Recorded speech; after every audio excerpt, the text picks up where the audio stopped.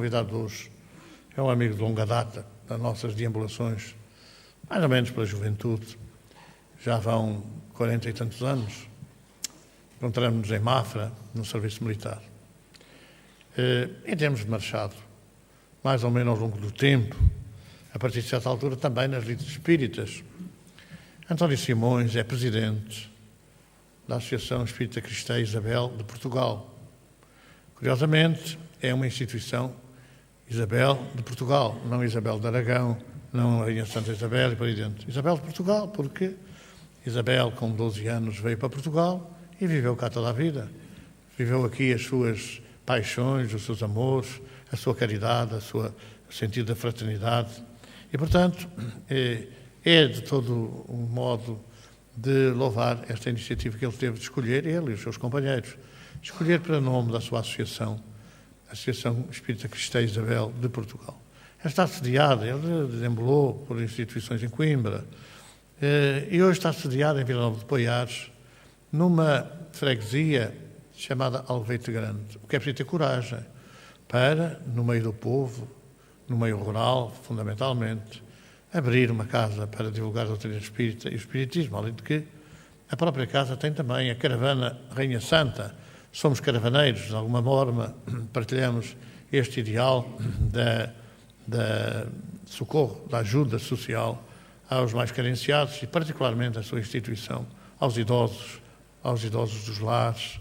E, portanto, é com muita alegria, com muita satisfação que nós o recebemos aqui. E, aliás, a nossa casa está sempre aberta para ele, como a sua casa tem estado sempre aberta para nós. Então, é este amigo que está hoje connosco, certamente irá dar-nos uma forma diferente de divulgar a mensagem, de divulgar a doutrina, e nós agradecemos a sua presença e vamos passar a palavra rapidamente, que é para não perder o tempo que nós disponibilizamos. Bem-vindo.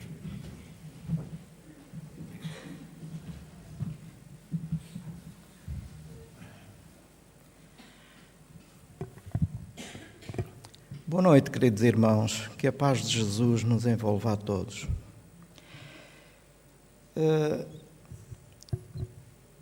Muitas das vezes ouvimos exclamar que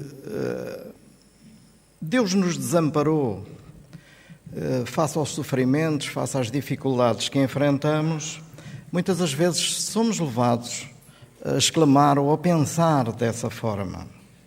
O que é certo é que, a partir da nossa criação por Deus, e não nos podemos esquecer que os nossos espíritos foram criados por Deus por sua vontade, assim o disseram os espíritos na codificação, Ele nunca nos desampara.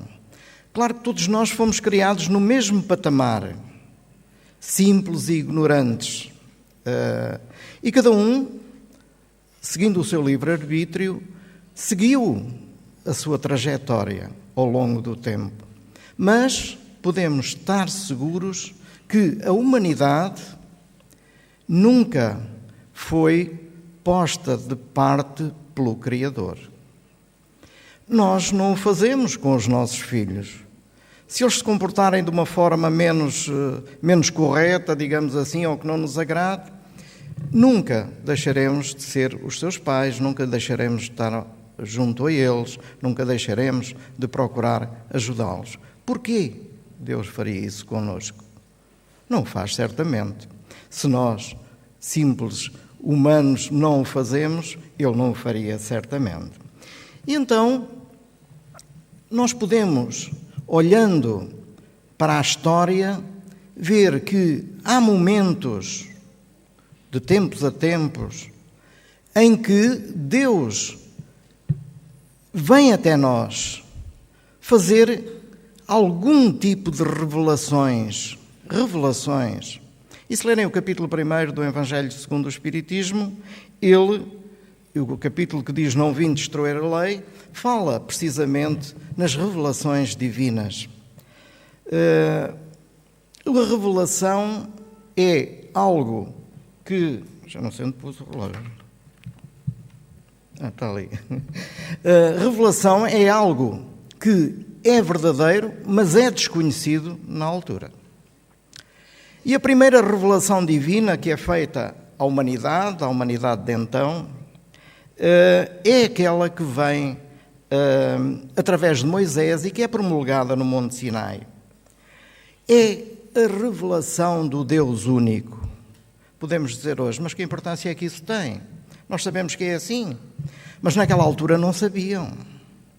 Existia um Deus para cada coisa, porque sempre existiu, em todas as épocas da humanidade, as manifestações espíritas, embora não fossem conhecidas dessa forma, nem designadas dessa forma. E então, quando aparecia um espírito amoroso, bondoso, era um Deus bom.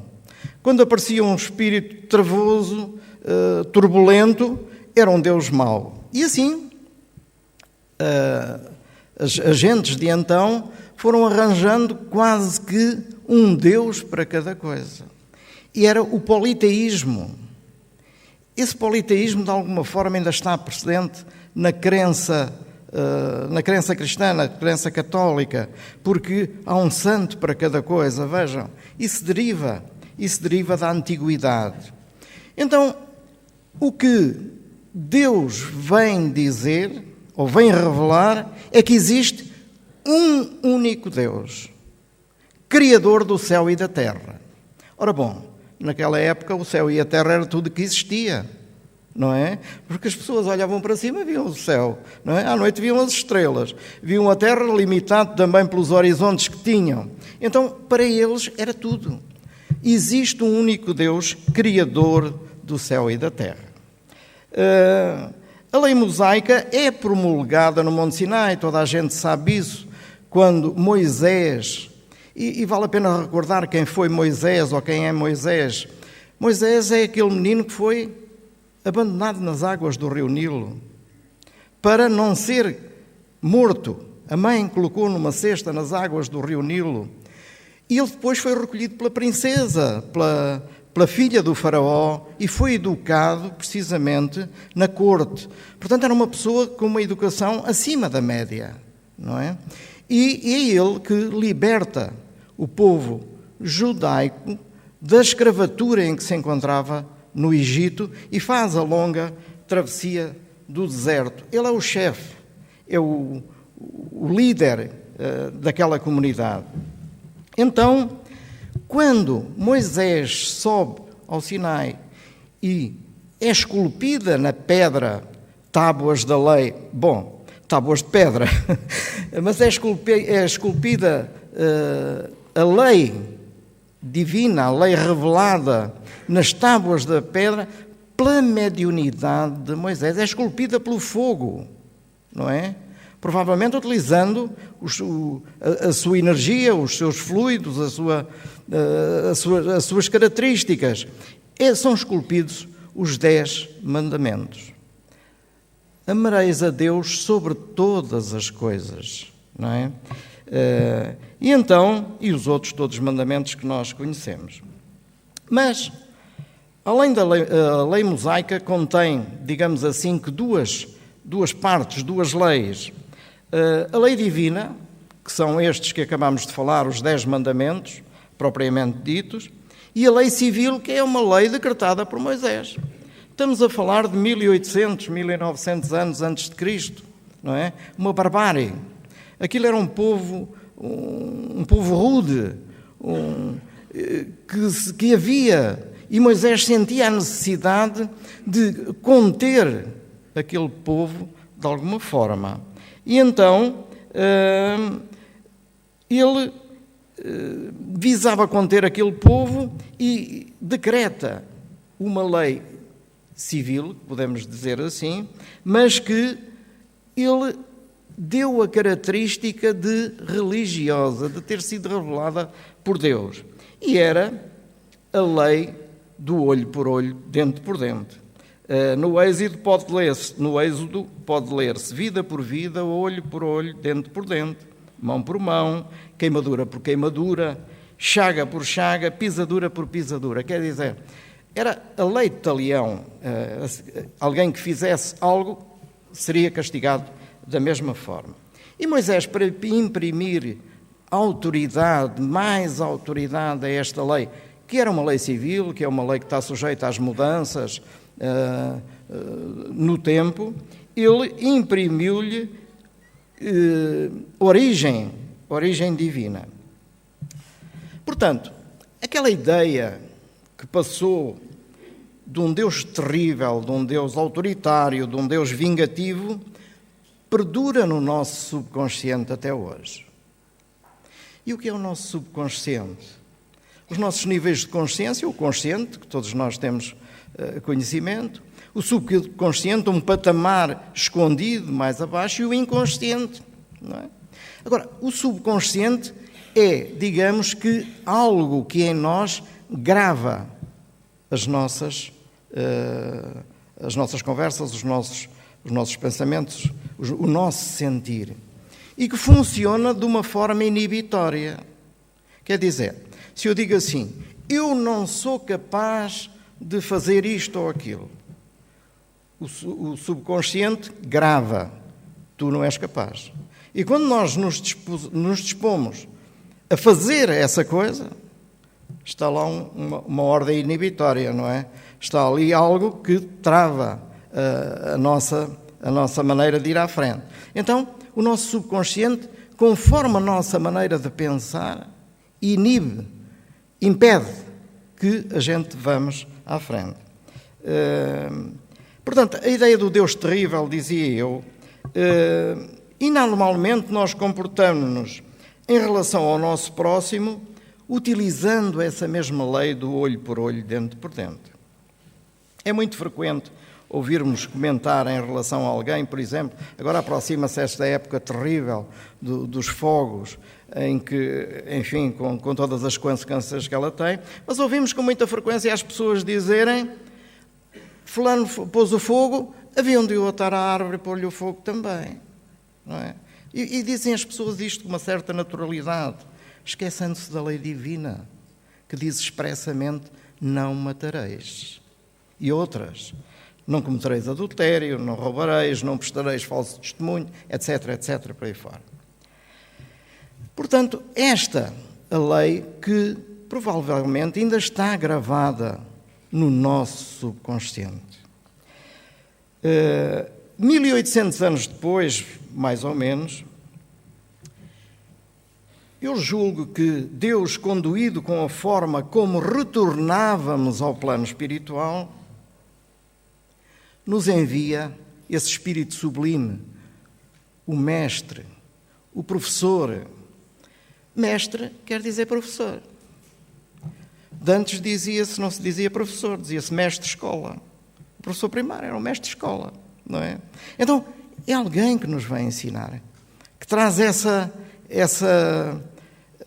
traz esse propósito, traz essa incumbência do próprio Pai.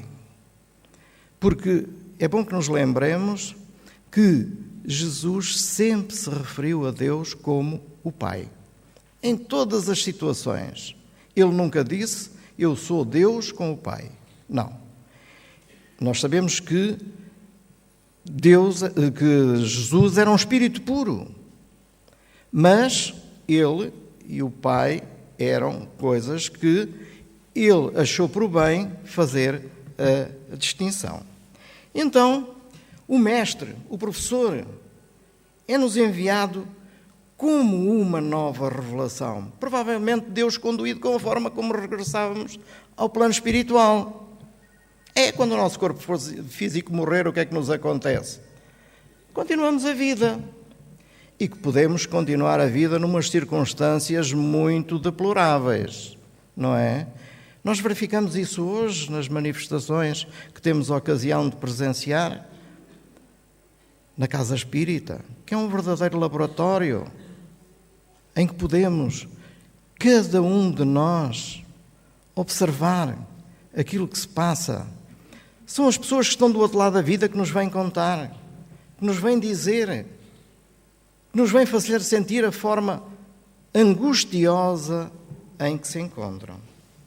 Deus, provavelmente, conduído, porque é toda bondade, é todo, enfim, envia-nos esse espírito sublime, esse espírito puro, Jesus, que nos vem fazer uma outra revelação.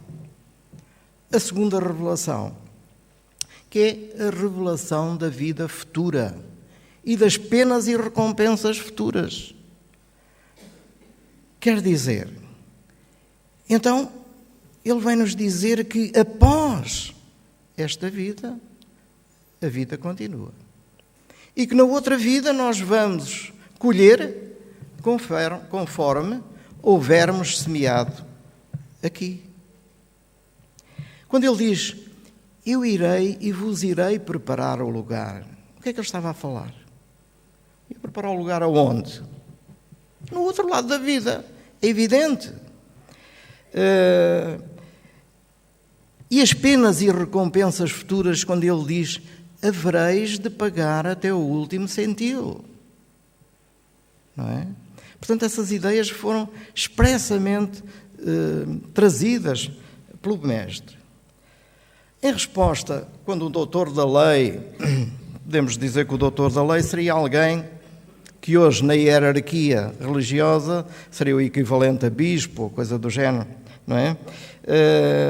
Em resposta ao doutor da lei, Cristo resume toda a boa nova e não nos podemos esquecer que Jesus tem uma capacidade de síntese extraordinária. Ele, em 2 palavras, diz tudo, não é? E ele resumiu a boa nova, que era assim que era conhecida, aquilo que foram os seus ensinamentos, que são os seus ensinamentos.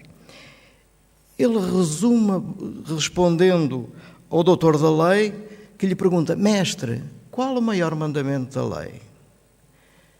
Vejam, estão a ver o pensamento do doutor da lei. Agora vais-te espalhar, não é? Foi assim uma rasteirinha. Qual o maior mandamento da lei? Amarás o teu Deus de todo o teu coração, de todo o teu coração, de toda a tua alma, de todo o teu ser. Diz-lhe Jesus. Este mandamento era coincidente com a doutrina hebraica. E eis o segundo mandamento tão importante quanto o primeiro. Amarás ao teu próximo como a ti mesmo. Bom, esta situação já constituía uma heresia no seio da doutrina hebraica. Porque a ideia que os hebreus tinham do Messias, daquilo que viria, era uma ideia diferente. Não era a ideia de um guerreiro, de alguém que pegasse no povo hebraico e dominasse todos os outros povos. Que fosse alguém que pela força conseguisse fazer subjugar todos os que estavam à sua volta. E o Messias, o enviado, o Cristo, veio com extrema humildade. Mas é aí que reside a sua força. De tal forma que o tempo foi contado antes de Cristo e se dividiu de tal forma a humanidade que o tempo foi contado antes e depois de Cristo. Ele estabeleceu uma verdadeira revolução entre os povos com a sua humildade. Ele não precisou de conquistar. Ele não precisou de usar a força. Ele usou a força dos seus pensamentos e a força dos seus ensinamentos. E disse mais nessa oportunidade. Toda a lei e os profetas se encontram contidos nestes 2 mandamentos. É Mateus que transcreve esta passagem. Toda a lei e os profetas. Quer dizer, todo o Antigo Testamento, com tudo aquilo que foi dito pelos diferentes profetas, estão contidos naqueles 2 mandamentos. Amar a Deus e ao próximo como a si mesmo. Então, isto é uma capacidade de síntese extraordinária. E muitas das vezes ficamos perplexos quando dizemos, postos perante uma determinada situação, e agora como é que eu devo fazer? Como é que eu devo fazer? Faz aos outros o que queres que te façam a ti. Tens a resposta. Vamos nos colocar nessa posição. Se estivéssemos nessa situação, o que é que gostaria que me fizessem? Não é? Então vamos fazer o mesmo. Não é? Simples de dizer. Difícil de fazer, não é? Jesus teve o cuidado de realçar que não vinha destruir a lei de Deus, mas sim dar-lhe cumprimento, adaptando-a à compreensão dos povos. Disse ainda, perdoai para que Deus vos perdoe. Bom, esta questão do perdão é uma questão muito complexa, não é?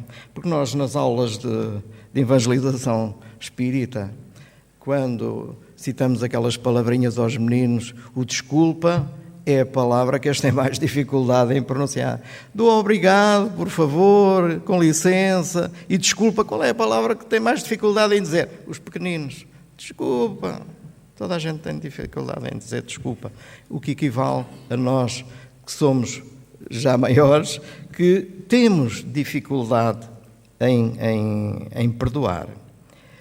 Quando Pedro pergunta ao Mestre, Mestre, quantas vezes devo perdoar ao meu irmão que tenha pecado contra mim? 7 vezes? Pedro achava que 7 vezes já era o suficiente quando lhe fez a pergunta e adiantou a resposta. 7 vezes chega? Não, Pedro. 70 vezes 7 vezes. Claro que nós sabemos que 70 vezes 7 é muito fácil de fazer a conta. Se tivermos máquina ou se não tivermos, 490 vezes são quase 500 vezes, não é? Mas naquela altura era difícil. Eles contariam pelos dedos. 1, 2, 3, 4, 5, 6, 7. 1. 1, 2, 3, 4, 5, 6, 7. 2. Ainda faltam 68. É natural que ele se enganasse a meio da contagem. Não é? Já não sabia se tinha contado 3, 4, 5, 10. Não é? Isto queria dizer, o Mestre queria dizer a Pedro que deves perdoar sempre. Sempre. Não tem conto as vezes que deves perdoar. Era assim que ele lhe diria. Então, o que nós verificamos hoje é que a mensagem do Mestre, a Boa Nova, porque era assim que era conhecido, que foram conhecidos os seus ensinamentos, era a Boa Nova, que pelos hebreus, pelos religiosos hebreus, era considerada uma heresia. Isto é uma seita herética. Mas, por outro lado, também confrontados com os prodígios que Jesus fazia, se viam a balançar. E agora? O povo corria atrás de Jesus com vista a ser curado. Não havia hospitais, não havia médicos, não havia nada dessas coisas, não é? E o povo procurava ajuda, sabia que Jesus os podia curar, não é? E então, a mensagem do Mestre não está, nós verificamos hoje que a mensagem do Mestre, a Boa Nova, ainda não está impressa no nosso subconsciente. Porque normalmente nós reagimos com a lei antiga, a lei do olho por olho, dente por dente. Mas poderão dizer assim, mas eu não estava lá nessa altura, sei lá, agora é o tempo de Moisés. Quem sabe se não estava? Quem sabe se não estava? Quem sabe se não estava mesmo ao tempo do Cristo, quando do seu suplício, quando da sua crucificação, se nós não éramos um daqueles romanos que exercemos para além do nosso mandato. Quem sabe se nós não fomos aqueles que adulterámos a Boa Nova ao sabor das nossas conveniências ou da conveniência de grupos? Quem sabe? E muitas das vezes é curioso porque criticamos esses. Fizeram isto, fizeram aquilo, e nós não fizemos nada, não é? Nós somos intocáveis.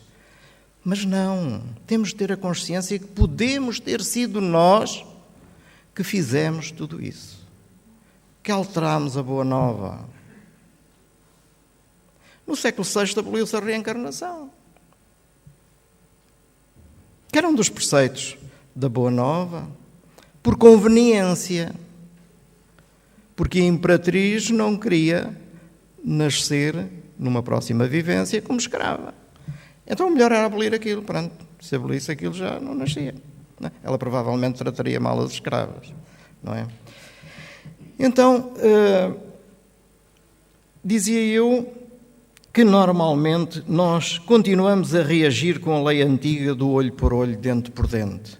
E fomos nós, temos de tomar consciência nisso, fomos nós que estivemos ao longo dos tempos, em sucessivas vivências, tomando parte ativa naquelas coisas que nós hoje falamos com uma certa, digamos, com um certo espírito de condenação.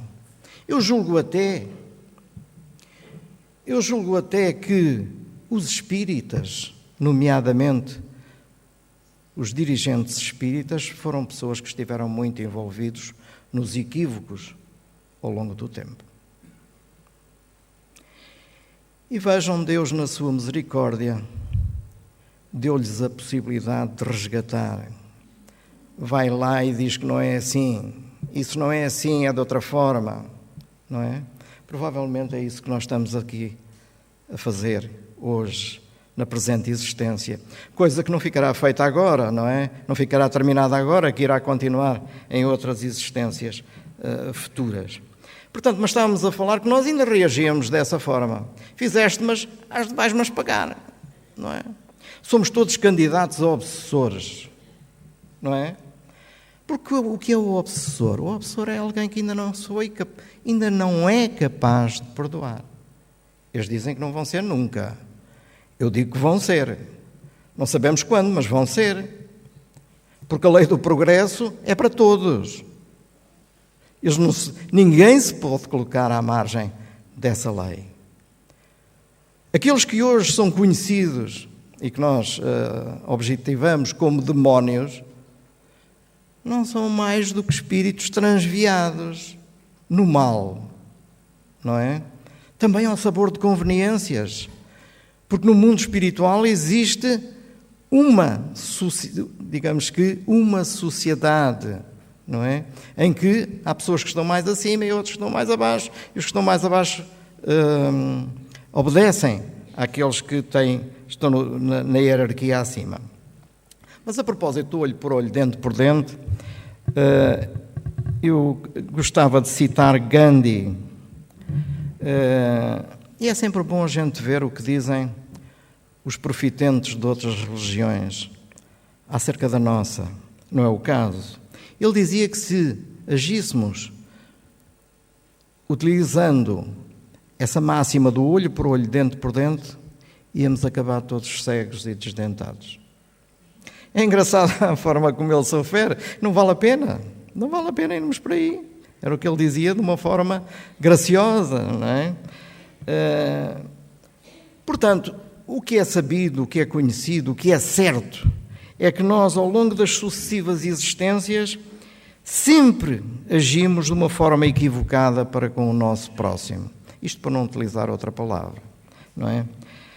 É preciso, torna-se necessário que tomemos consciência do esforço que temos de fazer para substituirmos em nós a velha lei e implantarmos o hábito novo da prática dos ensinamentos do Mestre, que é roteiro seguro para a nossa salvação.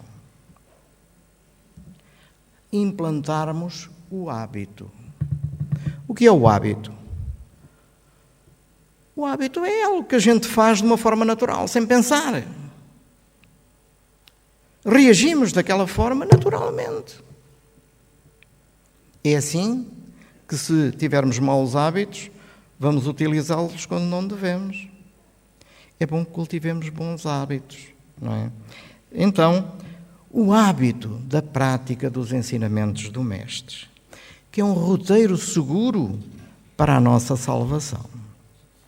Sobre a salvação, eu queria dizer alguma coisa que acho interessante.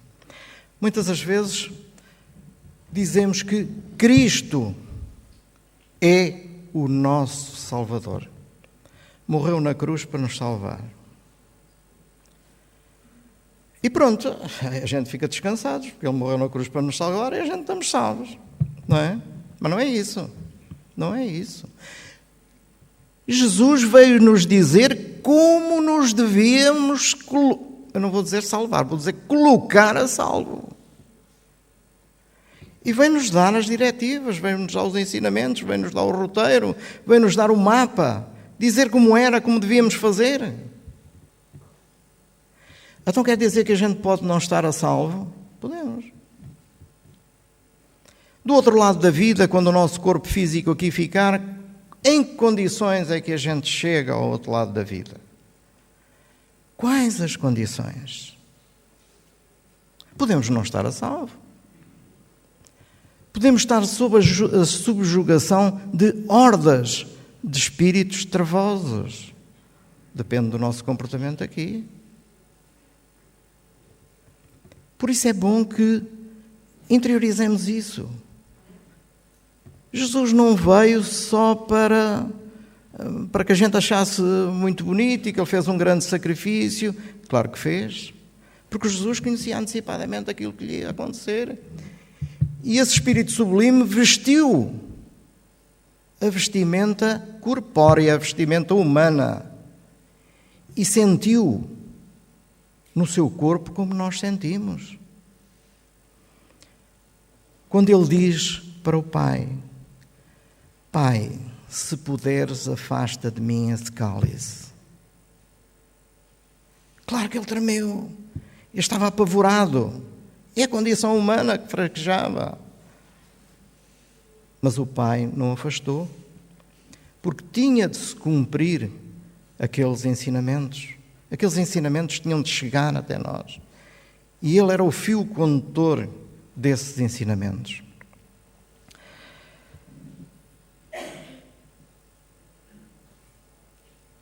Mil e 900 anos depois, mais ou menos, cumpre-se a palavra do Mestre que disse que rogaria ao Pai para que nos enviasse um outro Consolador, o Espírito de Verdade, que nos relembraria tudo aquilo que Ele nos tinha dito e que nos ensinaria todas as coisas. Ele diz isso ao seu tempo. Nos relembraria tudo aquilo que nos tinha dito. Então quer dizer que nós esquecemos. Ele já sabia. Ele já sabia que nós íamos esquecer.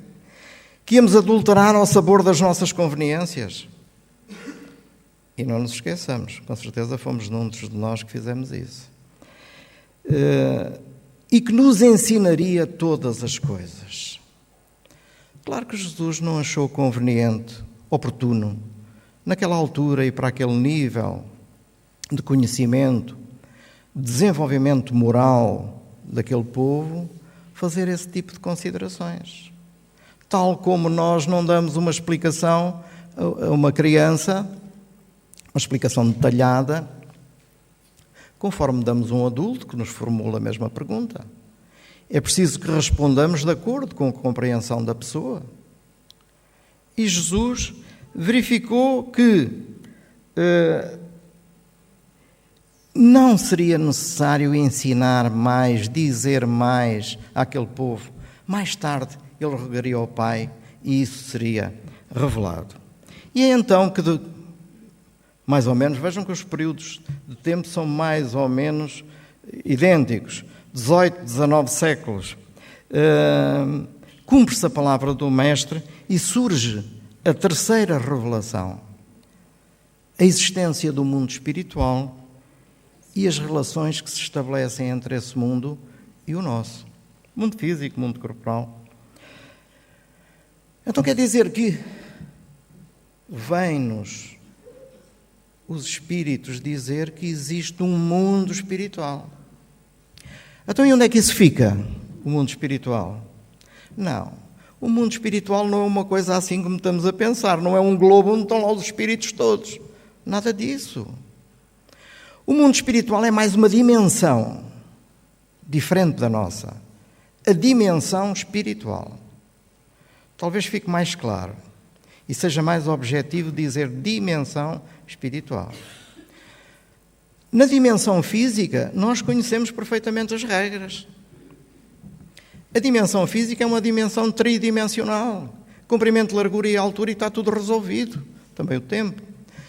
Mas, na dimensão espiritual, como é que é? É uma dimensão diferente, com leis diferentes, regida por princípios diferentes.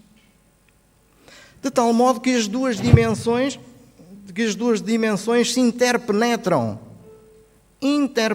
mas não se misturam. A dimensão física e a dimensão espiritual podemos comparar como seja, por exemplo, a água e azeite que possamos verter sobre a água. Estão em contacto uma com a outra. Estão espíritos aqui à nossa volta, de certeza absoluta. Não é? No entanto, não nos invadem, não é? Não invadem o nosso campo, não é? Então, essas dimensões podem estar interligadas, mas não se misturam. Então, existe o mundo, a existência do mundo espiritual e as relações que se estabelecem entre esse mundo e o nosso. Então, como é que é isso? Estabelecem-se relações entre o mundo espiritual e o nosso? Então eles não estão lá sossegados, não é? Paz à sua alma, descansa em paz. É isso que vemos nas lápides? Não. Os espíritos agem sobre nós. E curioso que nós também agimos sobre eles. Como? Com o pensamento. O pensamento é a linguagem dos espíritos. E vejam, de hoje à manhã, quando desencarnarmos, queira Deus que seja bem tarde, ainda tínhamos a oportunidade de aprender mais umas coisas, quando desencarnarmos vai ser muito difícil, porque não, vejam só, o nosso pensamento é desordenado. Nós estamos a pensar agora numa coisa, depois pensamos noutra, depois pensamos noutra, depois pensamos noutra, depois pensamos noutra. Vejam só. Quando chegamos ao mundo espiritual, isso é muito complicado, porque ao pensarmos numa coisa já lá estamos. Não é? É uma característica dessa dimensão. E ao pensarmos noutra, parecemos bolas de ping-pong, a saltar de um lado para o outro. Há dias nos nossos trabalhos mediúnicos surgiu um espírito que vinha apavorado precisamente com essa situação, que andava projetado de um lado para o outro, de acordo com o nosso pensamento. Eu lembro-me que há uns tempos esteve o Florencio na nossa casa espírita, foi mesmo na casa espírita, a fazer pintura. E pintou uma série de quadros. Ia no 13º ou no 14º quadro e havia pessoas na plateia que já estavam enfadados e que pensaram: opá, ele nunca mais acaba. Pensaram, ninguém ouviu nada. Não é que o espírito pintor advertiu a pessoa que pensou assim, lhe disse: você está aí a querer-se ir embora para casa, mas além da pintura está a ser feito um trabalho de ajuda a toda a coletividade envolvente, pelas equipas espirituais. Portanto, calma, aguarde mais um pouco. O espírito ouviu aquilo que a pessoa disse e a pessoa não soltou nenhuma sílaba. É a linguagem do pensamento. E, curiosamente, esta revelação espírita, é feita por aqueles que estão do outro lado da vida, ou seja, os espíritos. É certo que o espiritismo nada ensina de contrário àquilo que o Cristo ensinou. Pelo contrário, desenvolve, completa e explica em termos claros o que foi dito de forma alegórica. E sabemos que Jesus falava por parábolas. Falava por parábolas. E muitas das vezes, quando nós pegamos no Evangelho, ou nos Evangelhos, nós não compreendemos, não apreendemos o significado daquilo que ali está escrito. Não é? Então o Espiritismo vem explicar tudo isso. É por isso que os espíritos, a determinada altura, publicam o Evangelho segundo o Espiritismo. Há 150 anos de que agora existe esta edição comemorativa portuguesa, que bem haja quem tomou esse trabalho ao seu cuidado. Então, os espíritos sentem necessidade de explicar às pessoas o que é que aquilo quer dizer, porque a gente não compreendia, a gente lia e não compreendia. Eles explicam de uma forma detalhada, simples. Porque a linguagem espírita é uma linguagem simples, compreensível, de tal forma que as crianças a entendem melhor que muitos de nós adultos.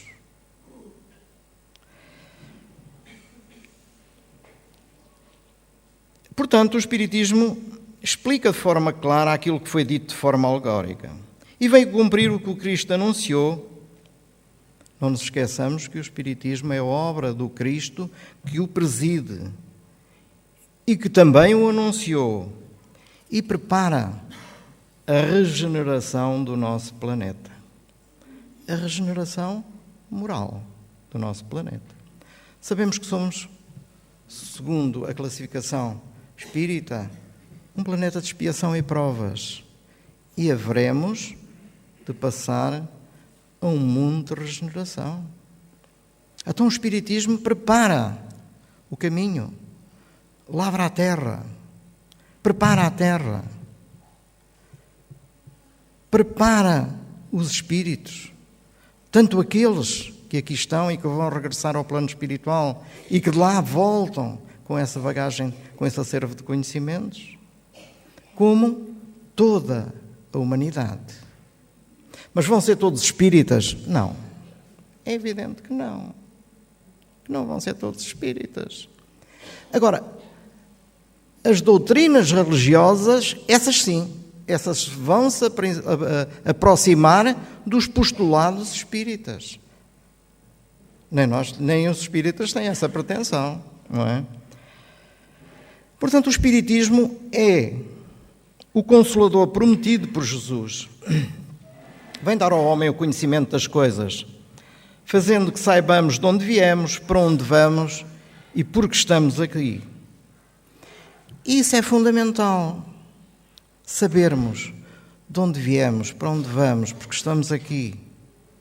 Qual a razão da dor e do sofrimento? Nós não sabemos e dizemos que Deus não é justo. Porque é que eu sofro, que sou uma boa pessoa, ainda bem que é, e o meu vizinho que está ali ao meu lado, que é um patife, tudo lhe corre às mil maravilhas. Porquê?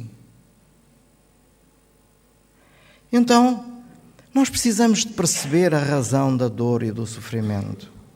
E a razão da dor e do sofrimento está para trás. Está na nossa conduta pretérita, na nossa conduta anterior, nas nossas vivências anteriores. A forma equivocada como agimos com o nosso próximo e em relação ao nosso próximo tem como consequência aquilo por que estamos a passar hoje. Nós estamos a resgatar o mal que fizemos. Estamos a reparar o mal que fizemos. Então, mas não basta a gente arrepender-se. Temos essa noção, é-nos passada essa ideia. Basta a gente arrepender-se no último momento, não é? E a coisa está resolvida. Não. O arrependimento é o primeiro passo. O arrependimento é o primeiro passo. Mas depois há a expiação e a reparação. E é isso que nós estamos a fazer. Estamos a expiar as nossas faltas e a reparar o mal que causamos aos outros. O Espiritismo vem trazer a consolação aos deserdados da terra e a todos aqueles que sofrem, dando uma razão justa e um fim útil a todas as dores. E isso é muito importante para enfrentarmos as vicissitudes por que passamos, as dificuldades por que passamos. Se estamos a passar por uma determinada situação, isso não deriva de uma distração de Deus. Não. Eu não sou menos bem visto do que o meu companheiro que está ao lado. Deus não é distraído, não. Fui eu que dei a origem a isto porque estou a passar. Isso dá-nos força. O conhecimento dá-nos força, coragem, determinação para irmos adiante. Então, se fui eu, vamos adiante. Vamos resolver isto. Quanto mais depressa resolvermos, melhor. Embora Deus permita que a gente pague prestações. Prestações suaves, não é? E ainda mais, muitas dessas prestações podem ser comutadas, não é? Em função do nosso empenho, em função da nossa atuação, elas podem ser comutadas. Eu tinha um professor que dizia que estava num karma determinado. Ele era assim uma pessoa esquisita para nós. Eu vou-vos contar porquê. Porque nos testes ele deixava copiar toda a gente. Não é? Podem copiar, ele dizia, podem copiar à vontade. E uma vez eu perguntei, Sr. Engenheiro, porquê é que o senhor deixa copiar toda a gente? Ele dizia, falava assim, eles julgam que me estão a enganar a mim, mas não estão-se a enganar a eles. Não é? Então, façam. E era muito curiosa a argumentação desse meu professor. Ele dizia que alguém que tinha o karma de morrer num acidente de automóvel no dia seguinte, ou daí a um tempo, por ter ajudado o seu próximo, por ter agido de uma forma caridosa com os outros, tinha-lhe sido comutada a pena e tinha partido só um braço, não é? Vejam, esta ideia era interessante e está de acordo com aquilo que os Espíritos dizem. Portanto, a causa dos nossos sofrimentos está nas nossas existências anteriores. E é aqui, na Terra, que nós resgatamos e reparamos os nossos erros do passado. Eu não sei, eu posso continuar, se quiser. São 9h30.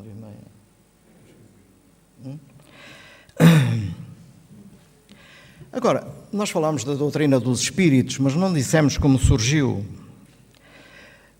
Os acontecimentos que precedem a vinda da doutrina dos espíritos, o espiritismo, são algo de bem marcante, de forma a despertarem a atenção dos homens. São referidos à atuação do físico e engenheiro de Minas sueco Emanuel Swedenborg em 1787, ele que se tornou vidente, não é a forma correta de dizer. Ele começou a ver algo que não era com os próprios olhos. Portanto, nós dizemos agora que era vidente. De tal forma que ele, estando numa reunião, num jantar com amigos em Londres, ele descreve de uma forma pormenorizada um incêndio que estava a ocorrer em Estocolmo a quase 500 km de distância. Não havia telemóveis, não havia telefones, não havia nada dessas coisas. E ele descreve isso com uma precisão minuciosa. E depois as pessoas dizem, então, e agora? Será que isto é verdade? Será que isto está a acontecer? Será que isto aconteceu? E vão confirmar, provavelmente via de carta, e verificam que, de facto, tudo aquilo que ele estava a ver correspondia à realidade. Um fenómeno de evidência ou de deslocamento, o próprio espírito dele pode-se ter deslocado ao local e desdobramento, pode-se ter desdobrado e ir ao local e transmitir para ali. Há muitos acontecimentos do tipo, mas este é especialmente referido porque estavam ali 16 testemunhas que puderam testemunhar o facto. E ao seu tempo, o próprio filósofo Kant, ele investiga o fenómeno e dá atenção a esse tipo de fenómenos. E diz outras coisas, que o mundo espiritual, a dimensão espiritual era constituída por esferas concêntricas de luminosidade diversa e que cada um se transitaria para essas esferas de uma forma automática. Nós sabemos hoje que o nosso perispírito tem uma determinada densidade e ele vai parar onde a densidade do meio for idêntica, não é? Portanto, vejam, se nós colocarmos um corpo num líquido, na água, e ele tiver a mesma densidade do que a água, o que é que vai acontecer? Ele vai para ali naquela situação, naquele local. Portanto, de uma forma mais ou menos idêntica. Depois, é também citado como precursor da doutrina espírita, e são todos eles casos bem documentados. Andrew Jackson Davis, mais tarde, em 1846. Este, ao contrário de Swedenborg, era um cidadão americano do estado de Nova Iorque, que a determinada altura da sua vida começou a ouvir vozes graciosas no campo que lhe davam bons conselhos. Ele olhava para uma pessoa e via os órgãos, melhor que o raio-x, não é? E via as partes, os órgãos com uma determinada coloração, e quando havia alguma doença nesse órgão, ele surgia negro, com uma forma de mancha negra, de tal forma que ele diagnosticava. Você tem isto aqui, não é? No fígado, não sei de onde, no estômago, por aí fora. É curioso que ele, sendo uma pessoa de pouca cultura, ele fazia discursos sublimes, incorporava e fazia discurso e depois não se lembrava de nada do que tinha dito. O seu mentor é precisamente Emanuel Swedenborg. E não nos podemos esquecer que Emanuel Swedenborg é uma pessoa extremamente culta em várias áreas, não é? E através dele, o Espírito escreve 30 livros ou mais conhecidos como a filosofia harmónica. Mas o mais interessante de Andrew Jackson Davis é que ele, a uma determinada altura, 1846, por aí, 1847, 10 anos antes da publicação do livro dos Espíritos, ele prevê o aparecimento do automóvel, o aparecimento do avião movido por um motor de explosão interna, o aparecimento da locomotiva, também movido por um motor de explosão interna. Não estamos a falar das locomotivas a vapor, que essas já existiam. E a máquina de escrever, que era uma novidade, não é? Hoje já foi parte, já está no museu. Mas ele prevê tudo isto com uma riqueza de detalhes impressionante. Bom, depois, ainda antecedendo a vinda da doutrina espírita, já passam 10 minutos, vieram as irmãs Fox, todos já terão ouvido falar, aquelas pancadas que soavam na casa do pastor metodista, que era seu pai. E elas, na curiosidade de crianças, não é? Ao princípio um pouco assustadas, mas depois resolvem tentar lidar com a situação e começam a imitar as pancadas que ouviam. E dizia: senhor pé de cabra, era assim que elas diziam, porque o demónio é figurado como tendo pés de cabra e uns chifres também, um rabo, não é? Portanto, e eles eram metodistas, não é? E essa figura passou. E dizia: senhor pé de cabra, faça como eu faço. E batiam 1, 2, 3 vezes.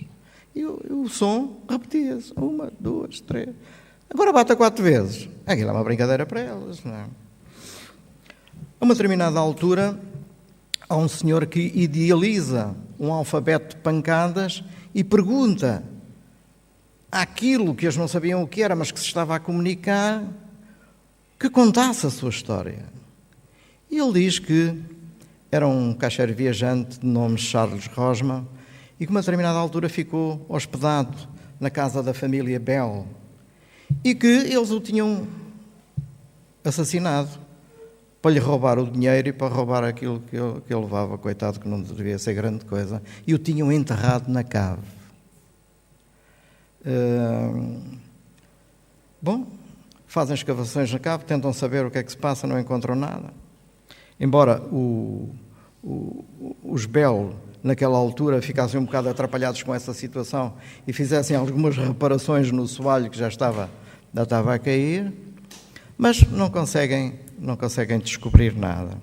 Acontece que mais tarde, 60 anos depois, descobrem um cadáver que estava emparedado na cave, quando há derrocada de uma parede, e que provavelmente pertencia ao espírito que assim se comunicou e para o espírito que fazia as pancadas, não é?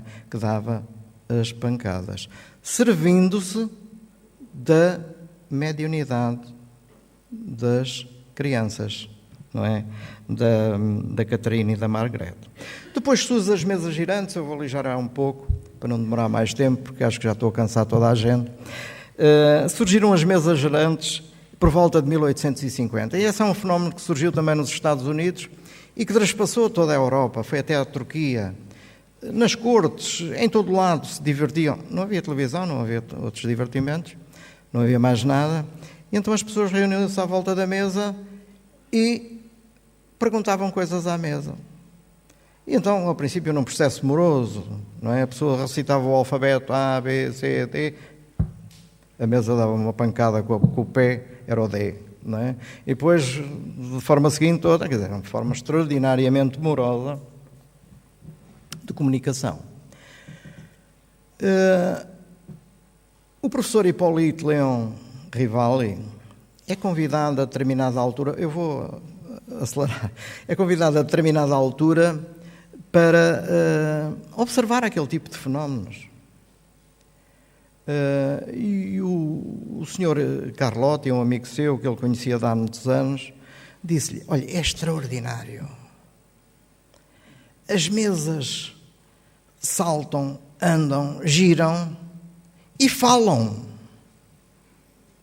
Ele conhecia o senhor Carlotti, que era uma pessoa séria, e diz: não pode ser. Você agora está a exceder os limites. Que elas saltem e andam, nós podemos magnetizar um objeto.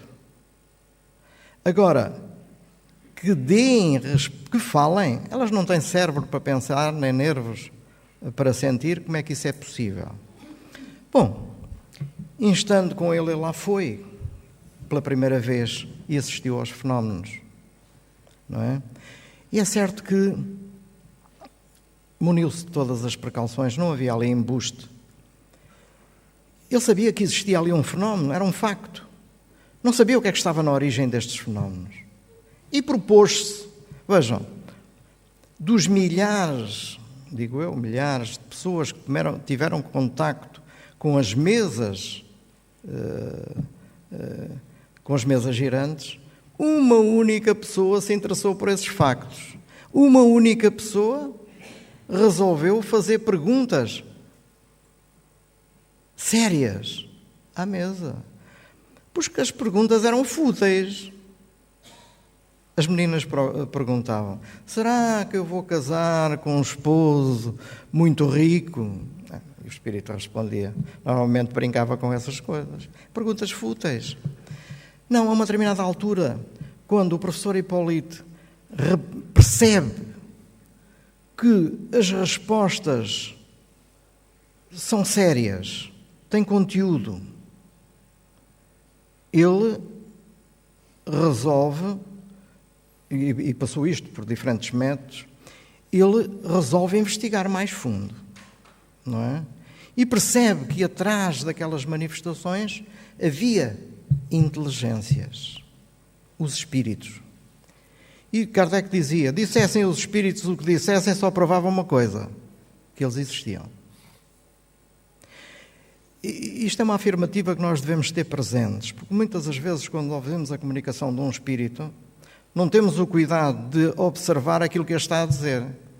E ele pode estar a dizer uma barbaridade e nós dizemos, foi um espírito que disse. É muito bonito. Não, temos de observar. Era aquilo que Kardec fazia. Observava, comparava, concluía. Utilizou o método experimental, o método indutivo, para fazer as suas deduções. A uma determinada altura, ele